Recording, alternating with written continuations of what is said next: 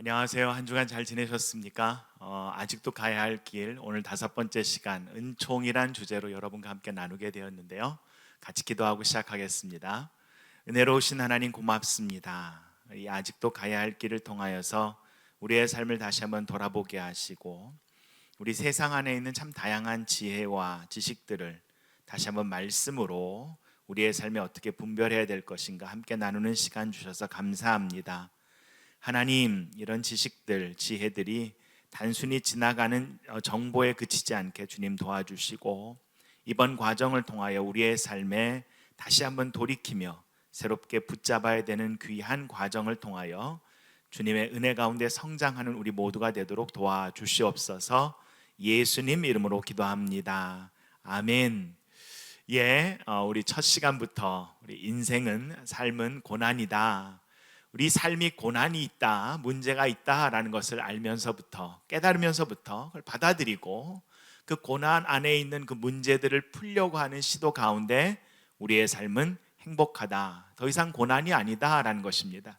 그런데 우리는 기저적으로 좀 더 편해지고 싶고 익숙함에 머물고 싶다 보니까 그 삶의 고난과 삶에 다가오는 그 다양한 변화들을 간과하게 되고 무시하게 되고, 그래서 결국엔 우리 자신이 바로 고난의 주체가 되기도 하고 고난과 얽혀지기도 하지요. 그래서 그것을 우리가 훈련을 통하여 우리가 어떻게 성장해 낼 것인가라는 것을 함께 나눴고요. 그 훈련과 그런 과정들은 바로 이 사랑이란 동기가 바로 우리 가운데 그 일을 이룬다라고 나눴습니다. 지난 시간은 바로 그 과정을 통하여 우리 안에 성장이 일어나고 그것이 우리 가운데 신앙과 함께 연결해서 함께 나누는데, 마지막은 은혜입니다. 이 은혜, 여러분, 이 은혜라는 단어를 생각만 해도 최고의 단어지요. 사랑이란 단어가 오히려 시대를 거쳐가면서 퇴색되어 간다면, 그러면 그럴수록 이 은혜를 베풀다, 은혜롭다, 은혜라는 단어는 점점 더 그 가치를 바라지 않는가 생각합니다. 에베소서 2장 8절에서 10절 말씀에 이렇게 기록되어 있습니다. 우리 한번 같이 읽어볼까요? 세번역 성경인데, 여러분은 믿음을 통하여 은혜로 구원을 얻었습니다. 이것은 여러분에게서 난 것이 아니요 하나님의 선물입니다. 행위에서 난 것이 아닙니다. 그러므로 아무도 자랑할 수 없습니다. 우리는 하나님의 작품입니다. 선한 일을 하게 하시려고 하나님께서 그리스도 예수 안에서 우리를 만드셨습니다. 하나님께서 이렇게 미리 준비하신 것은 우리가 선한 일을 하며 살아가게 하시려는 것입니다. 우리를 은혜로 구원을 주셨다라는 거예요. 우리 가운데 구원이 은혜로, 그러니까 우리 받을 자격이 없는데 주셨다라는 겁니다. 우리 은혜라는 말은요, 이 grace라는 말은 우리가 한 게 없어요. 그렇죠? 자격이 없어요. deserve 하지 않았는데 하나님께서 우리에게 자격이 없음에도 주셨다라는 것이고요.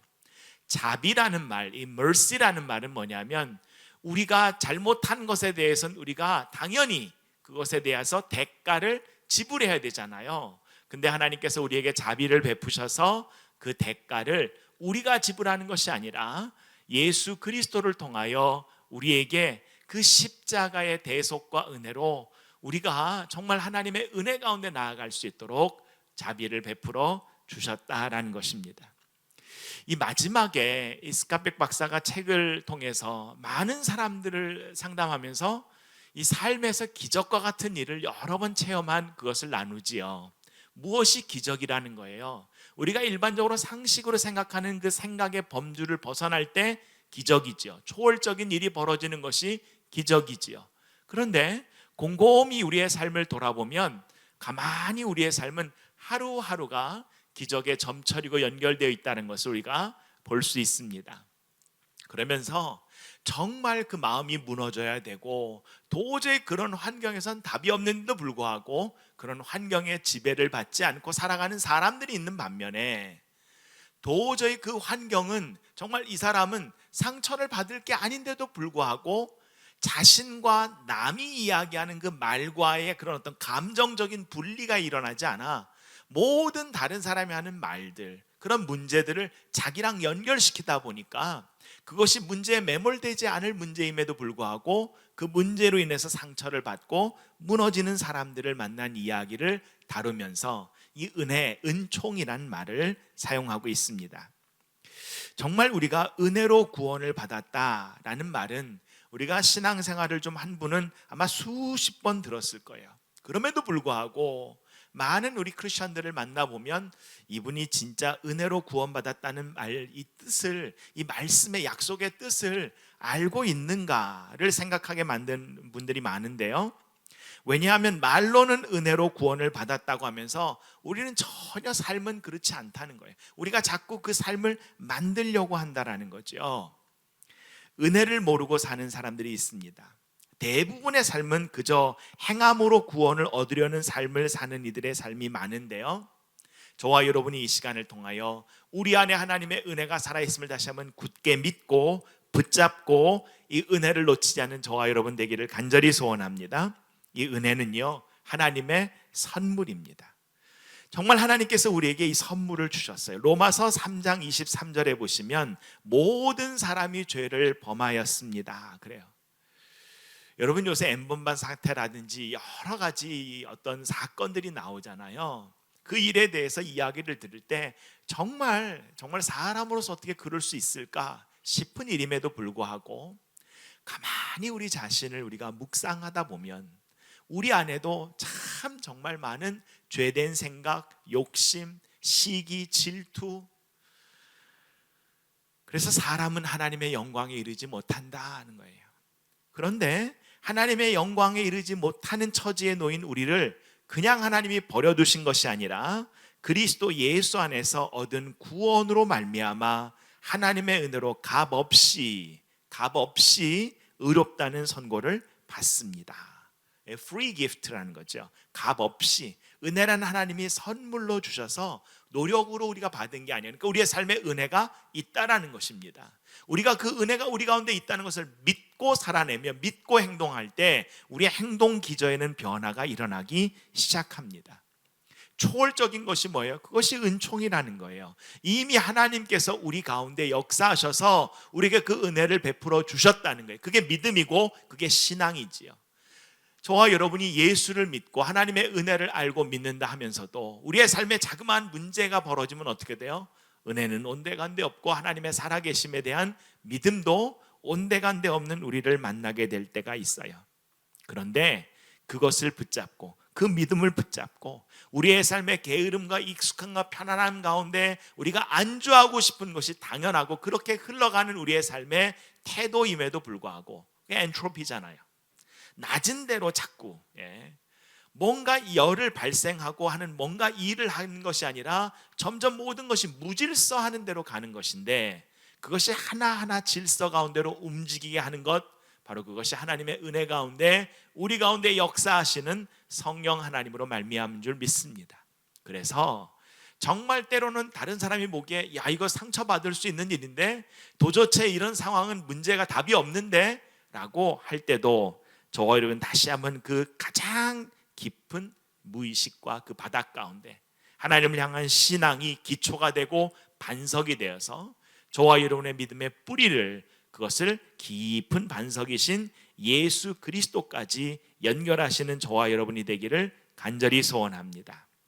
그래서 하나님 보시기에 괜찮아야 하나님이 오케이 해야 우리가 하나님 아버지 집에 들어가는 거잖아요. 그래서 예수 그리스도를 통하여 우리에게 그 은혜를 베풀어 주셨다라는 거예요. 그래서 에베소 2장 8절 아까 읽은 말씀을 보시면 여러분은 믿음을 통하여 은혜로 구원을 얻었습니다. Through the faith예요. 은혜를 통하여 by the grace. 그러니까 은혜로 인한 것을 믿음을 통해서 우리가 받아들인다는 거죠. 믿음을 통하는 거지 믿음이 수단이 아니라는 거예요. 구원은 은혜로 우리에게 주신 거예요. 우리에게서 난 것이 아니다라는 거예요.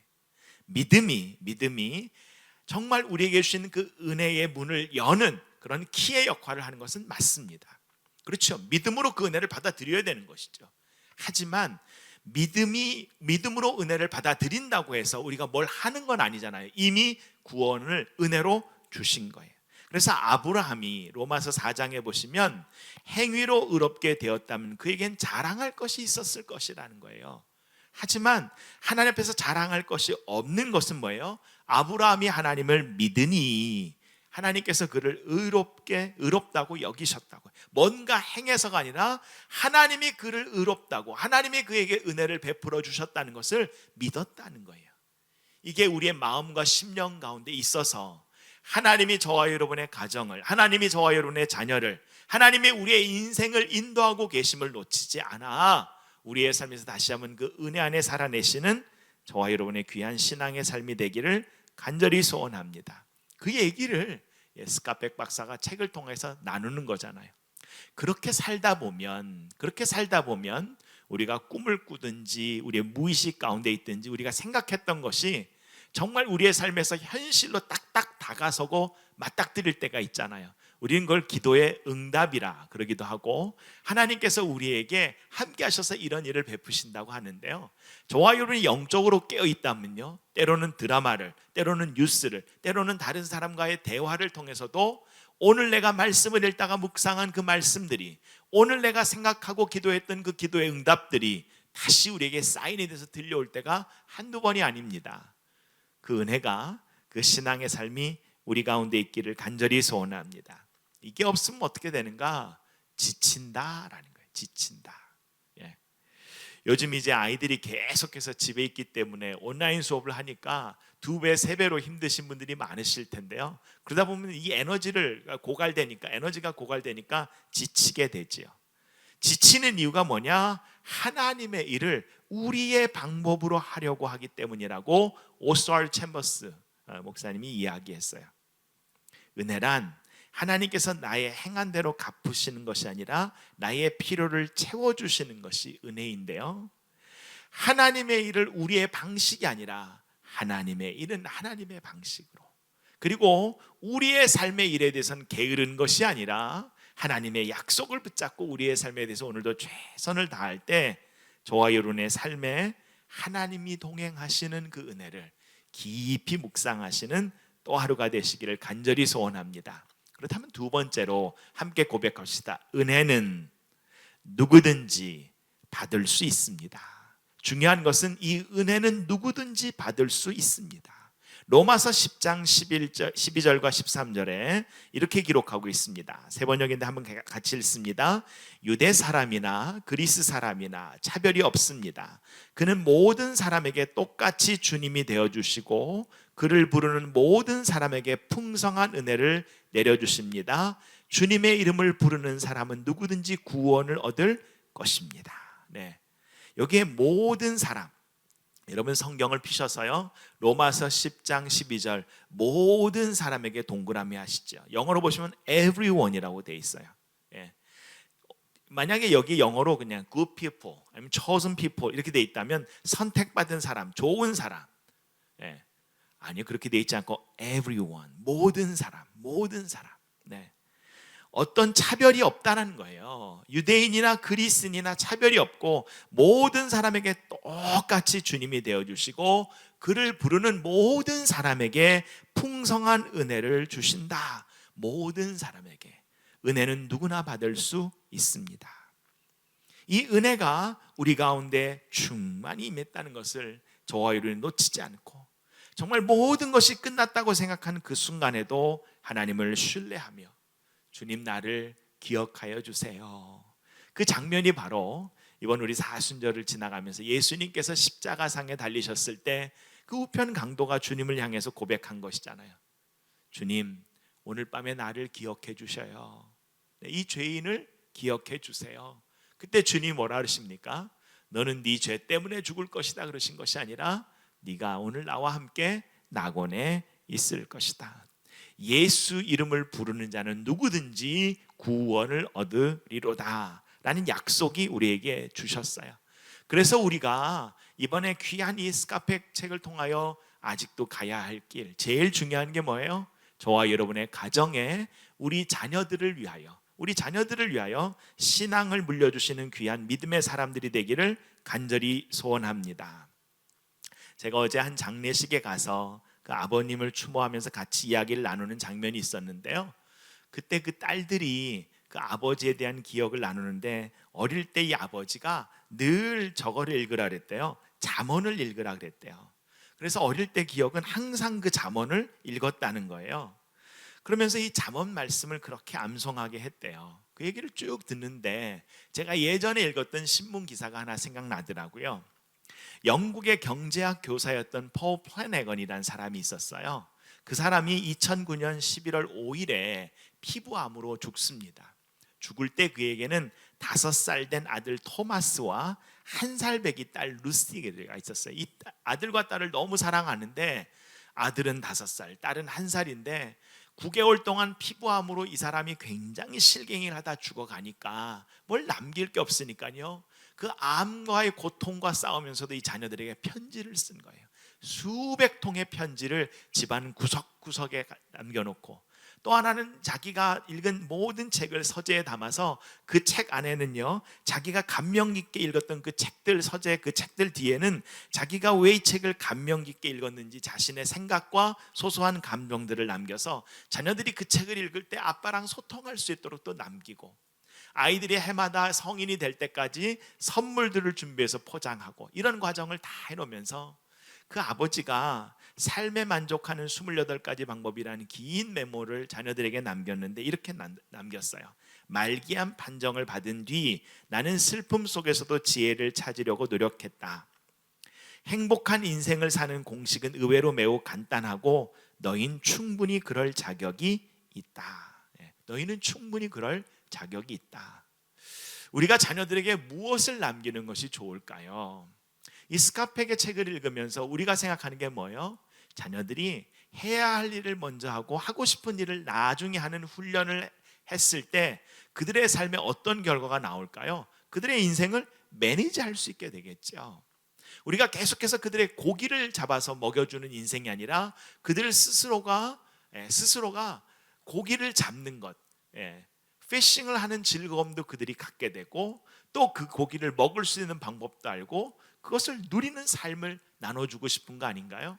그러다가 삶에서 어떤 위기가 오고 자신의 삶의 한계로는 감당할 수 없는 순간이 올 때 그들이 그 문제와 그 고난을 견뎌내고 버텨내고 그 가운데서 정말 다시 한번 겸비하게 하나님 앞에서 그들이 일어설 수 있는 과정은 무엇인가요? 그것이 신앙이잖아요. 그것이 신앙이잖아요.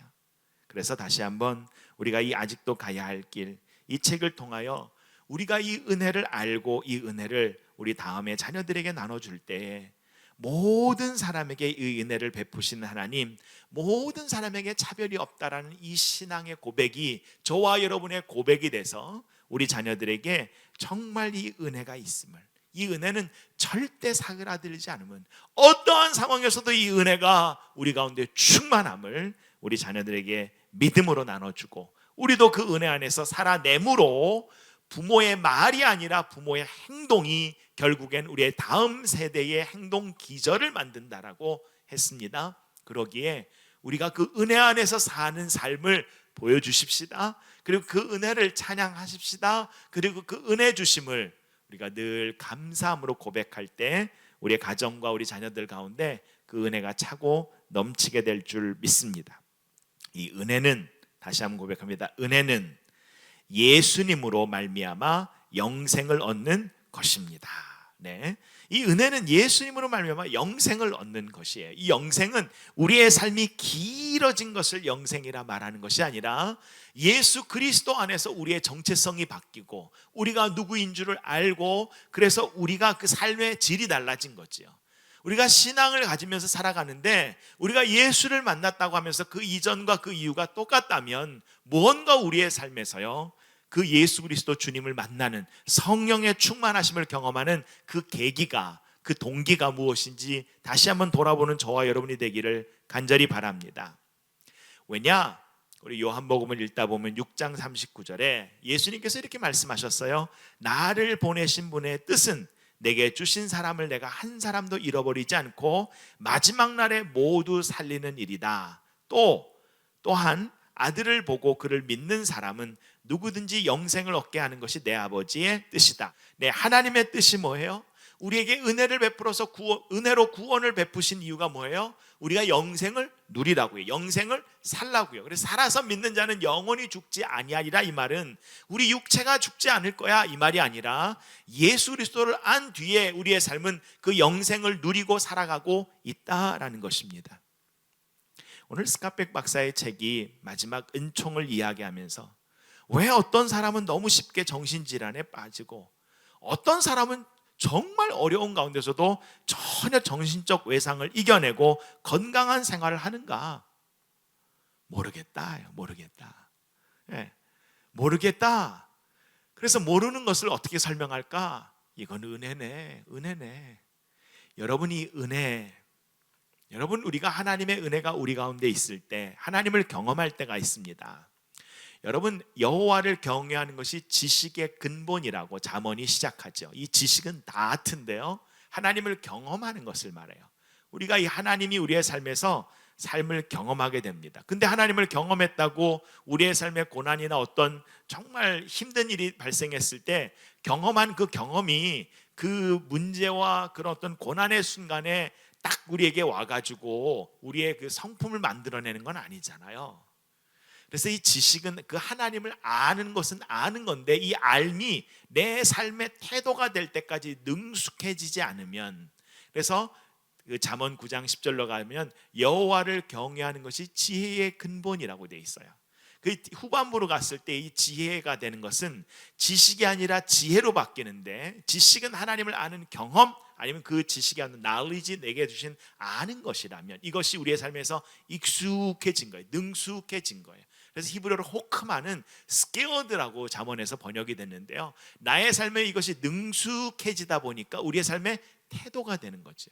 지혜는 뭘 말하는가? 그 사람이 머리가 비상하고 똑똑한 걸 말하는 것이 아니라 위기나 문제가 있을 때 그 문제를 대하는 태도를 말합니다. 그래서 지혜롭다라는 것은 참 우리 어르신들, 연세 있으신 우리 정말 부모님이나 할머니, 할아버지들이 많이 배워가지고 지혜로운 것이 아니라 삶의 경륜과 그 삶을 통하여서 배운, 정말 그 뼈저린 아픔을 통하여 훈련을 통하여 그 삶을 대하는 태도가 배어 있는 것처럼 그 지혜가 우리 가운데 있기를 바랍니다.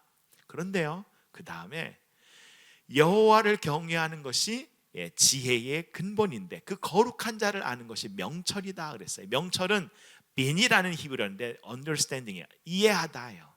여러분 이해했기 때문에 우리의 태도가 나오면 얼마나 좋겠어요. 그거 지혜 아니라는 거예요. 우리의 삶이 다 이해되지 않는다는 거예요.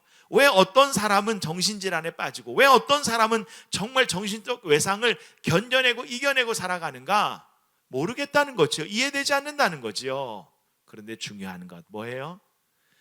시간이 지나가고 나의 삶을 돌아보다 보면 하나님이 그랬구나, 나의 삶에서 그런 고난이나 그런 어려움이 발생하게 한 이유가 바로 그런 것이었구나 라고 이해가 돼요. 그건 나중에 일이에요. 지금 당장은 이해되지 않더라도 저와 여러분이요, 은혜로 말미암아 주신 그 구원을 누리는 하나님을 경외하는 지혜가 있는 태도가 있어서 우리의 자녀들 앞에서 정말 신앙인의 모습, 신앙인의 삶을 살아내시는, 하나님을 신뢰하고 살아가시는 그런 믿음의 한 걸음 한 걸음 되기를 간절히 소원합니다. 예수님께서 율법은 모세를 통해서 왔지만 은혜와 진리는 예수 그리스도로 말미암아 생겼다입니다. 예수 그리스도를 통하여, 예수님이 이 땅에서 내가 곧 길이요 진리요 생명이라 그러셨어요. 예수님이 길입니다. 그분을 보시고 그분을 정말 파고드시고 예수님을 통하여 하나님이 우리를 어떻게 대하고 계신가를 말씀을 통하여 놓치지 않는 저와 여러분 되기를 바랍니다. 얼마나 저와 여러분을 사랑하면, 얼마나 저와 여러분의 자녀들을 사랑하면, 오늘도 이제 여러분 통독하시는 분들 누가복음 읽으시잖아요, 그죠? 누가복음 오늘도 쭉 다 읽고 요한복음을 다시 한번 읽는 가운데 그런 본문이 있어요. 그 본문에 딱 꽂혔는데요, 참새 다섯이 동전 한 잎에 팔릴지라도 그 중에 하나도 하나님이 기억하신다. 참새 다섯이 동전 한 입에 팔린다는 거는 동전 두 입에 팔린다는 거예요. 그러니까 한 마리의 가치는 동전 한 입의 가치도 안 된다는 거죠. 그런데 그 참새 한 마리 한 마리도 주님께서 그 떨어지고 날아가고 하는 모든 상황을 아신다. 너희가 참새보다 귀하지 않느냐? 걱정하지 마라. 걱정하지 마라. 우리의 삶에 그 은혜가 있다라는 거예요. 그 은혜가. 그 은혜를 놓치지 마시고 우리의 삶을 다시 한번 이 예수 그리스도라는 렌즈를 통해서 바라보시고, 우리의 자녀들도 마찬가지예요. 여러분, 자녀들 길러보십시오. 어떤 자녀는요, 걱정이 더 많이 가고 손이 더 많이 가는 자녀가 있어요. 그런데 희한한 것은 나중에 그 자녀가요, 똑똑한 자녀 먹여 살립니다. 그 자녀가요, 정말 걱정했던 자녀가요, 그 삶에서 하나님의 은혜가 더 풍성하게 부모에게 참 잘합니다. 그 성품이 더 올곧게 자라는 것을 보게 될 때가 있습니다. 기대하십시오. 지금 내가 눈물을 쏟으며 기도하는 그 자녀가 하나님이 저와 여러분이 주신 진짜 선물인 것을, 모든 자녀가 선물이겠지만, 그렇죠? 우리가 더 걱정하고 더 어려워하는 그 자녀를 통하여 하나님의 영광이 드러날 줄 믿습니다. 로마서 8장 18절에서 19절에 왜 이렇게 은혜를 주시고 우리 가운데 이러한 은혜를 붙잡고 사는 믿음이 있게 하셨는가? 그것은 한 사람의 범죄 행위 때문에 모든 사람이 유죄 판결을 받았는데, 이제는 한 사람의 의로운 행위 때문에, 저와 여러분의 의로운 행위가 아니고요, 한 사람의 의로운 행위, 그건 뭐예요? 하나님 말씀에 철저히 순종하여 십자가로 가신 우리 주 예수 그리스도로 인하여 모든 사람이 의롭다는 인정을 받아서 생명을 얻게 되었습니다. 아담이 한 사람이 순종하지 않음으로 말미암아 많은 사람이 죄인으로 판정을 받았는데, 이제는 예수 그리스도 그 한 사람으로 말미암아, 그분이 순종함으로 말미암아 많은 사람이 의인으로 판정을 받을 수 있게 하셨다라는 거예요. 여러분, 성경에서 정말 사도 바울의 편지를 보시면 in Christ라는 말을 되게 많이 써요. in Christ, 예수 그리스도 안에서, 예수 안에서, 예수 안에서 나는 그리스도와 함께 십자가에 못 박혔습니다. 그런즉 이제는 내가 산 것이 아닙니다. 내 안에 예수께서 사신 것입니다. 그 예수가 누구십니까?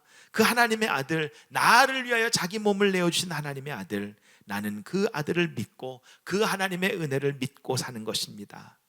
그래서 나는 하나님의 은혜를 헛되게 하지 않습니다.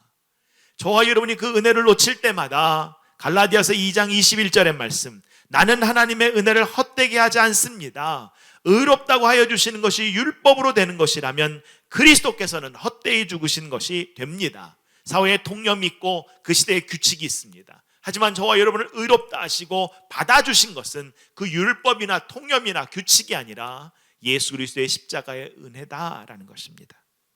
존 파이퍼 목사님이 이렇게 말씀하셨어요. 은혜란 우리가 죄를 범했을 때 그저 눈 감아주는 것이 아니라 은혜란 죄를 이기는 하나님의 선물이다. 은혜는 단순한 용기가 아니라 능력이라는 거예요. 모든 사람이 정신질환에 빠지는데 왜 그 정신적 외상을 이겨내요? 그것이 바로 은혜라는 것이 뭐예요? 능력이라는 거지요. 단순히 하나님이 나를 용서해 주셨다는 걸 끝나는 게 아니라 나의 삶에 지금 다가오는 이 문제와 고난과 이런 정신적 외상과 이런 두려움들을 이겨낼 수 있는 능력이 된다라는 것이에요. 그래서 오늘 우리 함께 기도할 때, 주님, 오늘 우리에게 죄를 이길 수 있는 은혜를 허락하여 주옵소서. 주님, 내가 이 삶을 다시 한번 하나님의 관점으로 볼 수 있는 은혜를 허락하여 주시옵소서. 주님의 은혜가 아니면 불가능합니다. 주님의 도움이 필요합니다. 주님, 나를 도와주시옵소서. 마지막 결론을 내립니다. 이사야서 30장 18절에 이렇게 기록되어 있어요. 한번 같이 읽을까요? 여호와께서 기다리시나니 이는 너희에게 은혜를 베풀려 하심이요 일어나시리니 이는 너희를 긍휼히 여기려 하심이라. 대저 여호와는 정의의 하나님이시라. 그를 기다리는 자마다 복이 있도다. 여호와께서 기다리십니다. 우리에게 은혜를 베푸시려고. 여호와께서 일어나십니다. 우리를 긍휼히 여기시려고. 여호와는 정의의 하나님이신데 그 정의의 하나님, 공의의 하나님, 그 하나님 앞에 서면 두렵지요. 떨립니다. 근데 여호와를 경외함으로 그 앞에 서고 그를 기대하며 그의 임재를 사모하는 모든 이들에게는 복이 있는 줄 믿습니다. 단순히 남의 허물을 덮어주는 것, 나의 잘못을 덮어주는 것, 그게 은혜가 아니라 다시 한번 이 책을 통하여 은혜가 뭐냐? 나의 삶의 능력이 돼서 죄를 이기는 능력이 되고, 그 다음에 우리의 삶의 고난을 이기는 능력이 되고, 그리고 우리의 삶에 묶여있는 것들을 풀어내는 능력이 되어 그 능력의 은혜를 붙잡고 저와 여러분의 삶이 다시 한번 주님과 함께 동행하시는, 성령과 동행하시는 우리 조이어스의 귀한 한나 공동체 되기를 간절히 축복합니다. 같이 기도합니다. 은혜로우신 하나님, 5주간 우리가 스카펙에 아직도 가야 할 길이란 책을 통하여 정말 우리의 삶에 우리가 기존에 갖고 있던 생각들, 그리고 옳다고 생각한 것들 다시 한번 돌아봐야 되는 것, 분별해야 되는 것을 다시 한번 생각하게 됩니다. 하나님, 늘 주의 말씀에 우리의 삶을 비추게 하시고 이번에도 성경 통독을 통하여 그 말씀을 통하여 우리 가운데 가까이 오시는 성령 하나님, 하나님의 그 감동들이 우리의 삶에 늘 살아있어서 아버지 말씀으로 우리 자녀들을 잘 양육할 때에 우리 자녀들의 삶 가운데 삶을 바라보는 바른 지혜와 하나님이 주신 은혜와 그리고 그들에게 주신 그 복이 행복하게 늘 살아있게 주님 도와주시옵소서. 하나님, 우리의 삶에 여전히 부족함이 있음을 주님께 고백합니다. 그러나 하나님께서 우리의 삶을 은혜 가운데 인도하실 것을 믿사옵고 예수님 이름으로 기도합니다. 아멘. 예, 고맙습니다.